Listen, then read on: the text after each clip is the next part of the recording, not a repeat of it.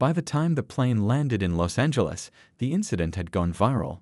News outlets were running the story, and Ashley's company's social media team had already prepared a thoughtful response to the thousands of mentions flooding their accounts. The young girl who had spoken up during the incident caught up with Ashley at baggage claim. Her mother stood nearby, beaming with pride as her daughter handed Ashley a note she'd written during the flight. "I want to be like you when I grow up," she said earnestly.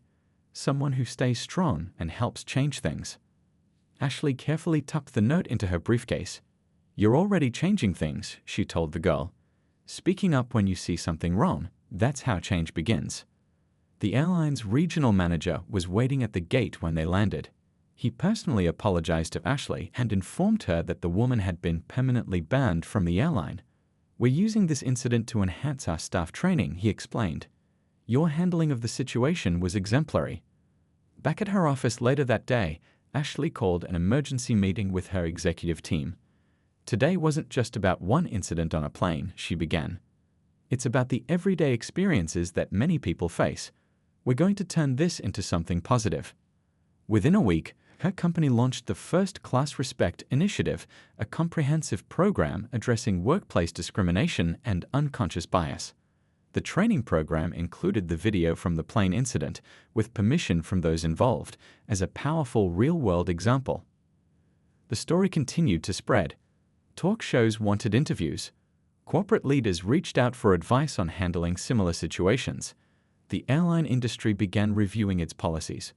But what touched Ashley most were the thousands of messages from people sharing their own experiences and thanking her for standing firm. 1 month later, Ashley returned to that same flight route. As she boarded, she noticed something different. The airline had placed a small placard near the entrance of every plane. "All passengers deserve first-class respect." David, the flight attendant from the original incident, was working again. "You've started quite a movement," he said with a smile. Last week, a passenger tried something similar on another flight. 3 people stood up immediately to say something. Things are changing.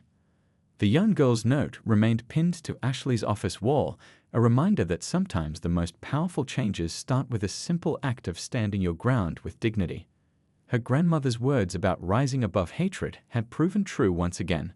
As her company's First-Class Respect program expanded to other corporations, Ashley received an invitation to give a commencement speech at a major university. "Success isn't just about breaking through the glass ceiling," she told the graduates. "It's about making sure we create a world where nobody questions whether you belong there in the first place." The incident became a case study in corporate training programs nationwide.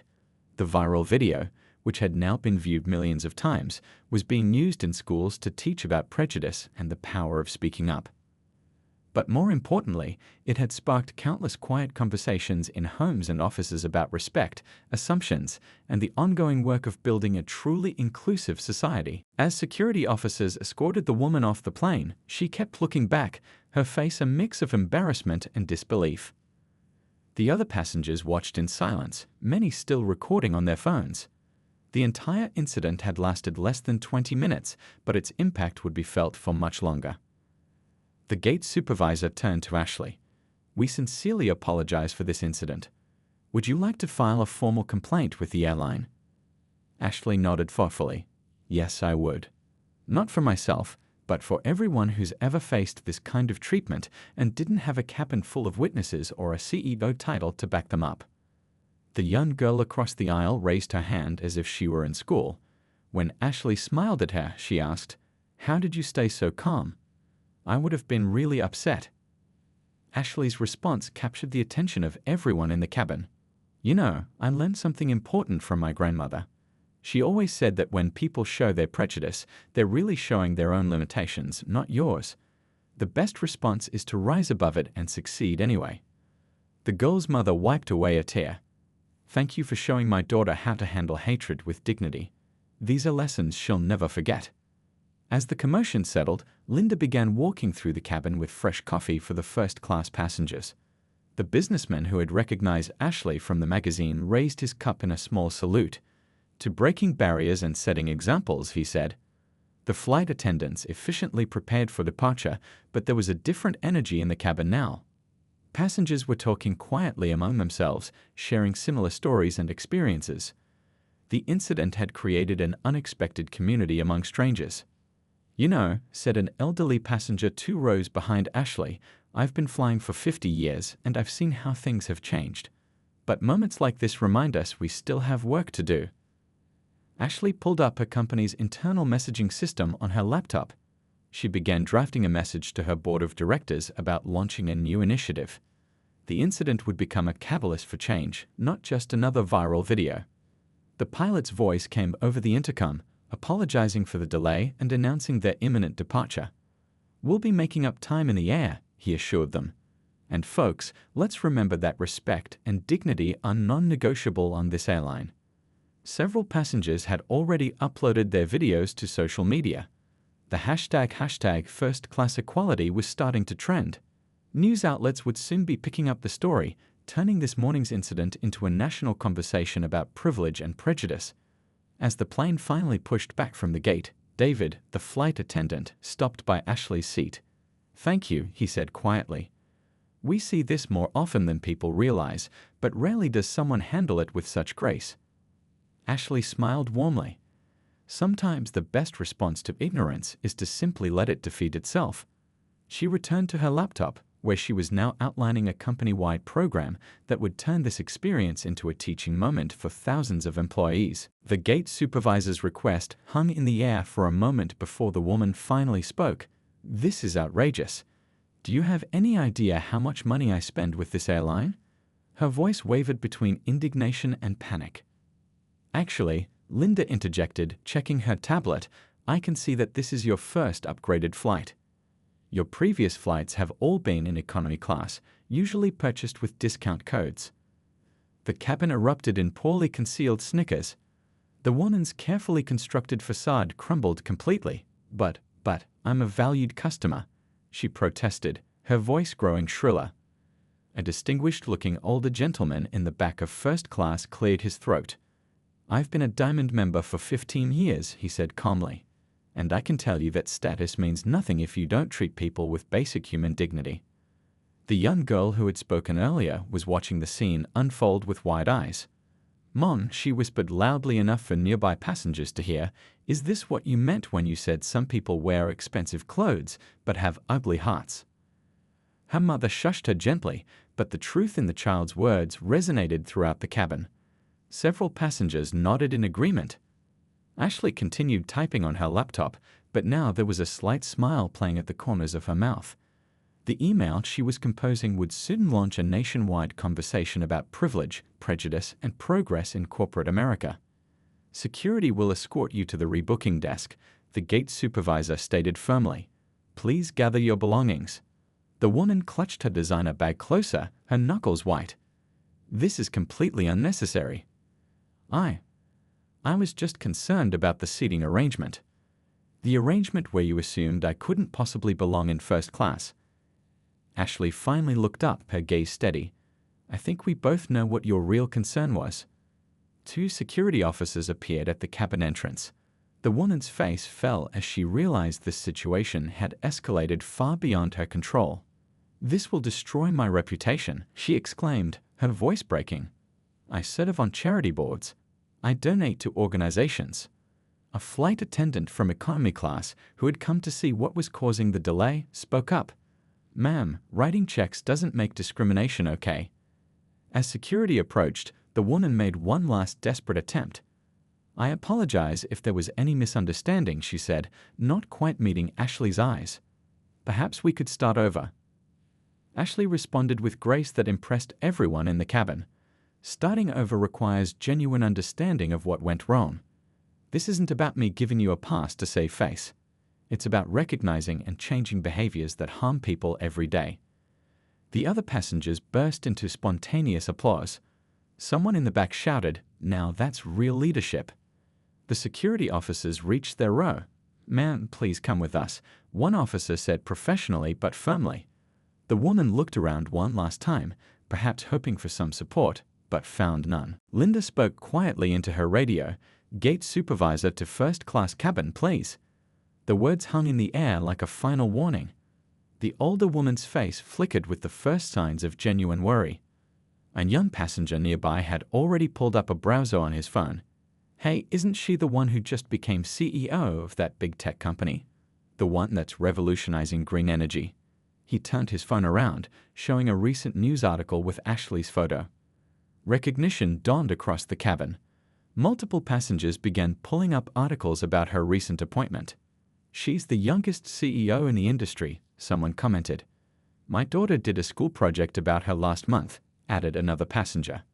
The older woman's demeanor shifted visibly as the reality of her situation sank in.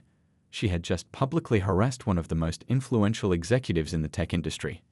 Her face paled as she watched more phones recording the scene. Our company uses their software, muttered a businessman in a crisp suit. They're leading the renewable energy revolution.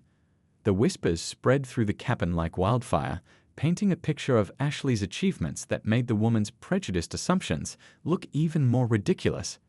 Ashley finally looked up from her laptop, her expression calm but firm. You know, I've faced situations like this my entire career. People making assumptions, questioning my presence in certain spaces. Her voice was steady, carrying the weight of shared experience that resonated with many passengers. But I've learned that the best response is simply to keep excelling.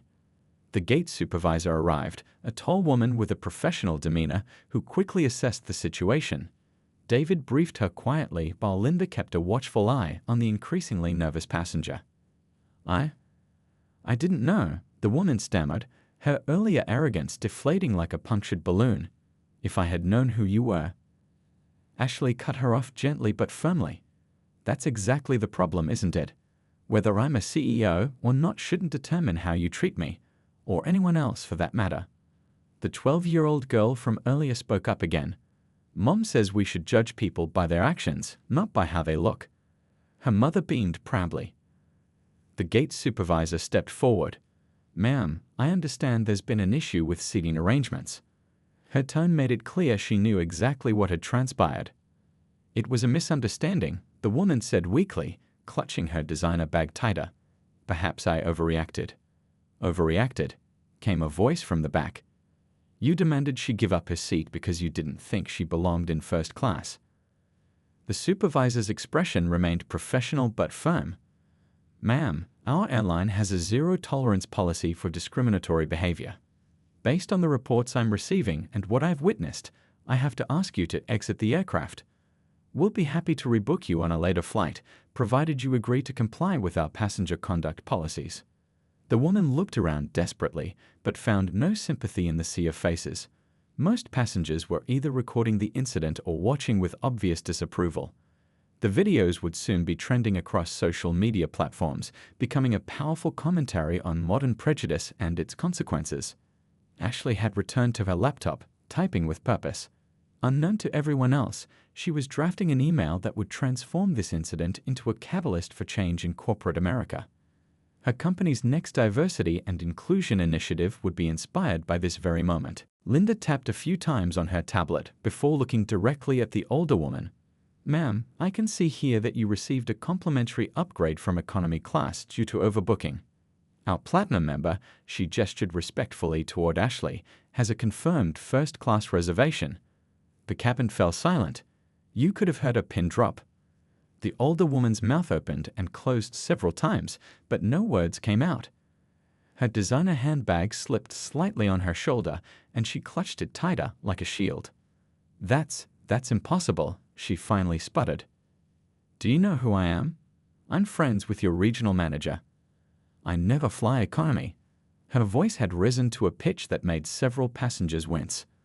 A gentleman in a business suit 2 rows ahead turned around. Actually, I recognize you from the Atlanta to Air route. You usually sit in 23C, I'm often in 23A. His calm statement sent ripples of whispers through the cabin. The woman's face turned an impossible shade of red. How dare you? This is discrimination. She fumbled with her phone, hands shaking. I'm going to call my lawyer right now. Ashley, who had remained remarkably composed throughout the ordeal, finally spoke up. Her voice was steady and clear, carrying the authority of someone used to commanding boardrooms. Ma'am, I think we both know what's really happening here. and it has nothing to do with seat assignments. The entire cabin seemed to hold its breath. More phones were recording now, not even trying to be discreet anymore. The incident was minutes away from becoming viral content across multiple social media platforms. "I don't know what you're implying," the woman said, her voice suddenly quiet but sharp.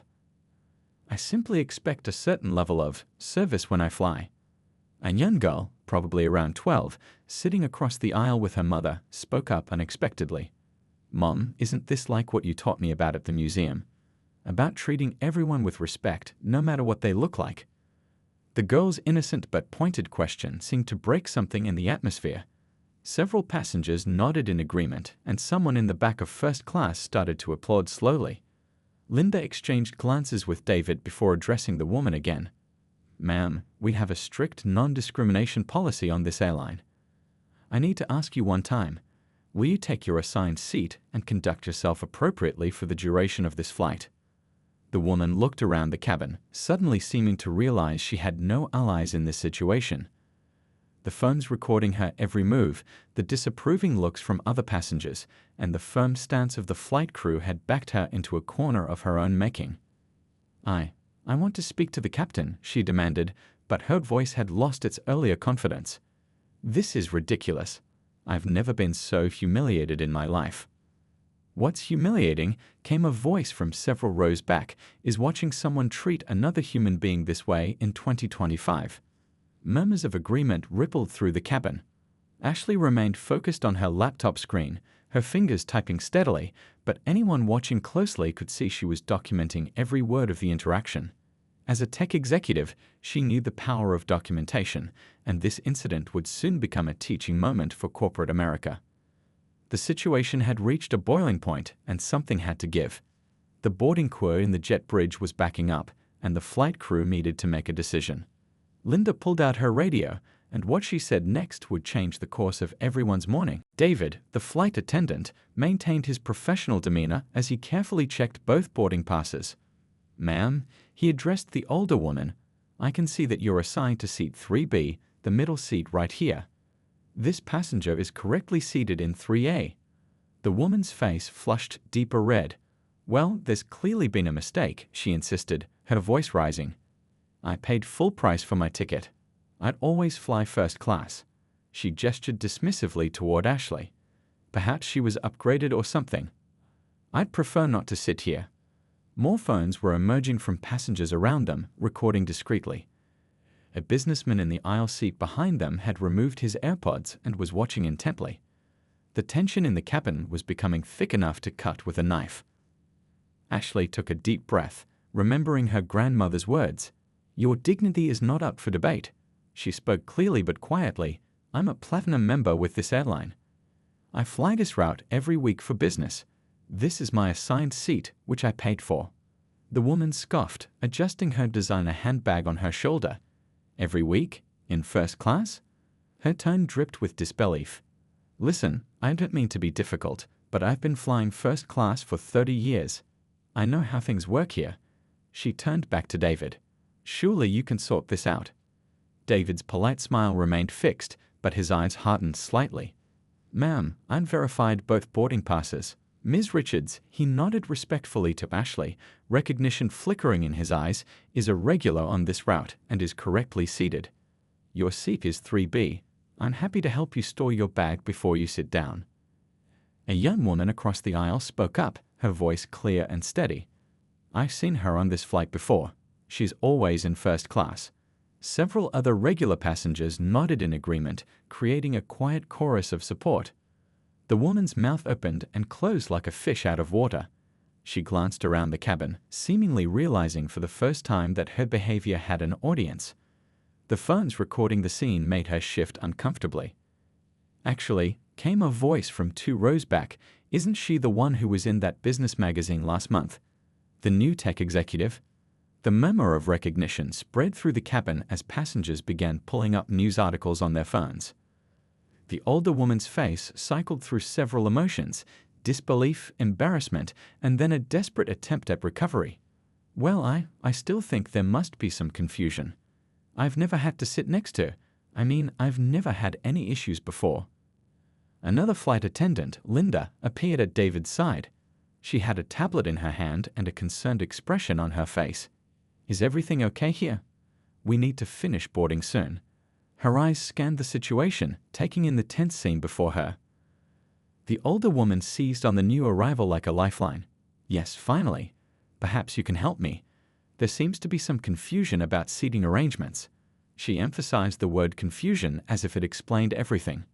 Linda glanced at her tablet, then at David, who gave her a subtle nod. What happened next would become one of the most viewed airline incidents of the year. The morning sun was just beginning to peek through the large windows of Atlanta International Airport as passengers lined up to board the 7 a.m. flight to Los Angeles. Among them was Ashley, a young black woman in her early 30s, dressed in a crisp navy business suit. She'd done this journey countless times before as part of her job, but today would turn out differently than any other. Ashley had her usual pre-flight routine down to a science. She'd grabbed her coconut water from the airport shop, double-checked her presentation files on her laptop, and made sure her noise-canceling headphones were charged. As a frequent flyer, she knew all the little tricks to make long flights more comfortable. Walking down the jet bridge, she smiled warmly at the flight attendant who greeted her at the entrance. "Good morning. 3 Air today," she said, showing her boarding pass. The flight attendant, whose name tag read David, returned her smile and gestured toward the first-class cabin. The first-class cabin was quiet and peaceful, with just a few passengers already settled in their seats. Ashley tucked her carry-on bag into the overhead compartment and slid into her window seat. She loved watching the sunrise during takeoff, and 3A had the perfect view. As she pulled out her phone to send a quick boarding now text to her mom, their little tradition, she noticed an older white woman approaching her row. The woman, who appeared to be in her 60s and wore an expensive-looking floral blouse, stopped abruptly at their row. Her eyes darted between her boarding pass and Ashley several times, her expression growing increasingly confused and then annoyed. Ashley looked up, ready to stand if the woman had the middle seat, but something in the woman's face made her pause. "Excuse me," the woman said, her voice carrying that particular tone that Ashley had unfortunately heard before. "I believe you're in my seat." She held out her boarding pass like a winning card in a game. Ashley kept her voice steady and professional as she replied, "I'm in 3A, which matches my boarding pass. Would you like to double-check your seat number?" Instead of checking her own boarding pass again, the woman's face reddened. She looked around the cabin as if seeking allies before loudly declaring, "There must be some mistake. I specifically booked first class. I always fly first class." The emphasis she put on "always" made her meaning crystal clear to everyone within earshot. A few nearby passengers began to shift uncomfortably in their seats, some pretending not to notice while others watched with growing interest. Ashley felt her heart rate quicken, but years of dealing with similar situations in corporate boardrooms had taught her how to maintain her composure. Just then David, the flight attendant who had greeted her, appeared at their row. "Is everything all right here?" he asked, his professional smile masking concern as he noted the tension in the air. The woman turned to him immediately. "Yes, there seems to be a mix-up with the seating arrangements," she said, her voice dripping with implications. "I'm sure if you check, you'll see that this seat should be mine." Ashley quietly pulled up her electronic boarding pass and had her ID ready, a reflex born from experience. As she did so, she noticed a young man across the aisle discreetly taking out his phone, its camera lens pointed in their direction. The scene was about to unfold in ways none of them expected.